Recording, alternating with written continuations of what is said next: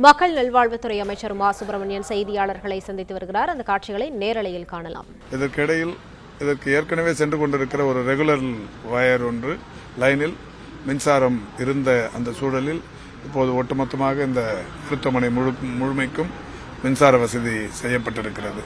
எந்தவிதமான மின்தடையும் இல்லாமல் தற்போது பாதுகாப்பான நிலையில் இந்த மருத்துவமனை இயங்கிக் கொண்டிருக்கிறது. சார், முழுமையா பவர் கட் ஆகிறதுக்கான ரீசன் என்ன சார்?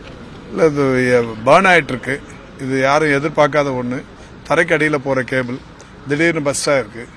இது எந்த காரணம்லாம் சொல்ல முடியாது, திடீர்னு ஆயிருக்கு.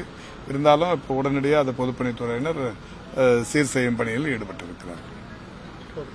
நல்லது. 3 மணி நேரத்தில் முழுமையாக அந்த பணிகள் நிறைவேறும்.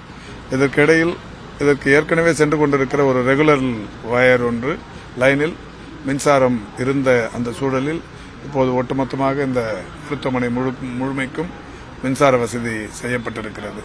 எந்தவிதமான மின்தடையும் இல்லாமல் தற்போது பாதுகாப்பான நிலையில் இந்த மருத்துவமனை இயங்கிக் கொண்டிருக்கிறது. சார், முழுமையா பவர் கட் ஆகிறதுக்கான ரீசன் என்ன சார்? இல்லை, இது பர்ன் ஆயிட்டு இருக்கு. இது யாரும் எதிர்பார்க்காத ஒன்று.